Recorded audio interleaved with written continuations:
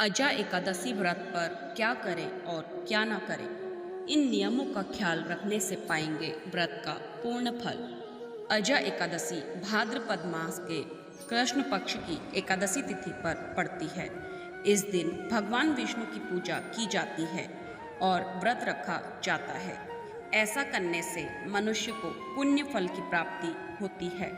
वही एकादशी से जुड़े कुछ खास नियम भी शास्त्रों में बताए गए हैं, जिनका ख्याल रखने से व्रत का पूर्ण फल प्राप्त होता है और जीवन के समस्त पापों से मुक्ति मिल सकती है। भाद्रपद मास के कृष्ण पक्ष की एकादशी तिथि को अजा एकादशी के नाम से जाना जाता है। इस दिन भगवान विष्णु की विधि विधान से पूजा करने और व्रत रखने का खास महत्व होता है। ऐसा करने से मनुष्य को जीवन के समस्त दुखों से छुटकारा मिल सकता है और बेहद पुण्य फल की प्राप्ति होती है। लेकिन अजा एकादशी पर व्रत के कुछ खास नियमों का ख्याल रखना भी आवश्यक होता है, तभी इस व्रत का पूर्ण फल प्राप्त होता है। तो ऐसे में आइए जानते हैं कि अजा एकादशी पर क्या करना चाहिए और क्या नहीं करना चाहिए। दसवीं तिथि से ही करें ब्रह्मचर्य का पालन। इस बार अजा एकादशी व्रत 19 अगस्त मंगलवार के दिन रखा जाएगा और एकादशी के नियम दसवीं तिथि से ही शुरू हो जाते हैं। मान्यता है कि इसी दिन से तामसिक भोजन का त्याग करके सात्विक आहार लेना चाहिए। दसवीं तिथि से ब्रह्मचर्य का पालन करना जरूरी माना जाता है। साथ ही जो लोग यह व्रत नहीं रखते, उन्हें भी एकादशी के दिन प्याज, लहसुन आदि तामसिक चीज़ों से परहेज करना चाहिए। रात्रि में सोने की बजाय करें जागरण और मंत्रों का जाप। रात्रि में सोने की बजाय करें जागरण और मंत्रों का जाप। माना जाता है कि अजा एकादशी के दिन रात्रि के समय सोने की बजाय पूरे वक्त भगवान विष्णु के भजन गाने चाहिए। ऐसा संभव न हो तो आप रात में विष्णु जी के मंत्रों का जाप भी कर सकते हैं। ऐसा करने से मनुष्य को भगवान की विशेष कृपा प्राप्त हो सकती है और जीवन के दुख दूर हो सकते हैं। एकादशी तिथि पर भूल कर भी न करें ये काम। नंबर 1, अजा एकादशी व्रत के दिन क्रोध करने, झूठ बोलने, झगड़ा करने, बुराई करने आदि कार्यों से बचना चाहिए। ऐसा करने से शुभ की जगह अशुभ फल की प्राप्ति हो सकती है। साथ ही इस शुभ तिथि पर दिन के समय सोना भी वर्जित माना जाता है। नंबर 2, द्वादशी तिथि पर खोले व्रत।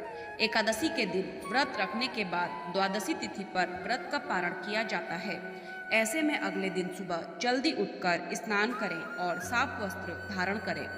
इसके बाद भगवान विष्णु की विधि विधान से पूजा करने के बाद तुलसी के पत्तों का सेवन करके व्रत का पारण करें। इस विधि से अजा एकादशी व्रत करना बेहद फलदायी माना जाता है। नंबर 3, चावल का भूलकर भी न करें सेवन।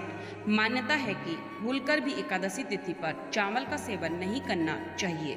ऐसा करने से जातक को अशुभ फल की प्राप्ति हो सकती है। साथ ही परिवार के भी किसी सदस्य को इस पुण्य तिथि पर चावल का सेवन नहीं करना चाहिए।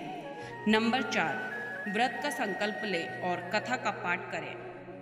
अजा एकादशी के दिन सुबह जल्दी उठकर स्नानादि करने के बाद भगवान विष्णु की विधि विधान से पूजा और आरती करनी चाहिए।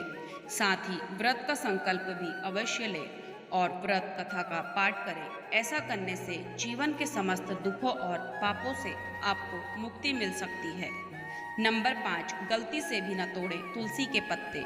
एकादशी तिथि पर तुलसी के पत्तों को तोड़ना वर्जित माना गया है, लेकिन द्वादशी तिथि पर तुलसी के पत्तों से व्रत का पारण किया जाता है।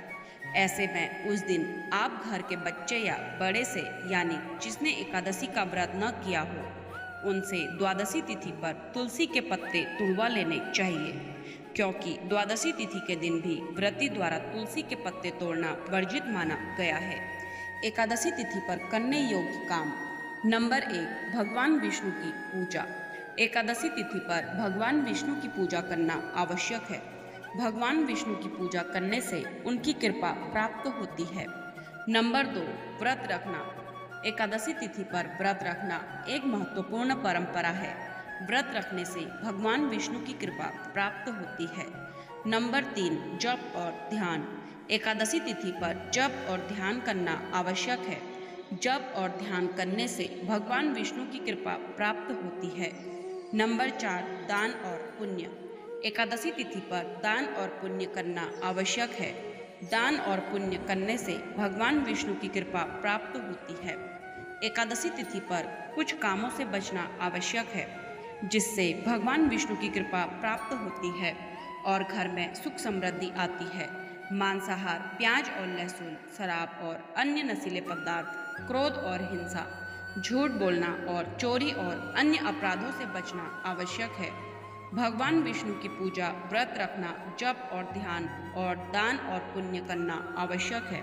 तो दोस्तों, आपको यह वीडियो कैसे लगी कमेंट करके ज़रूर बताएं।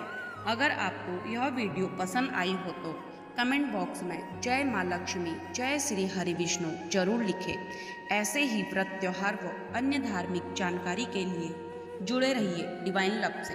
डिवाइन लव चैनल को लाइक, शेयर, सब्सक्राइब करना ना भूलें। धन्यवाद।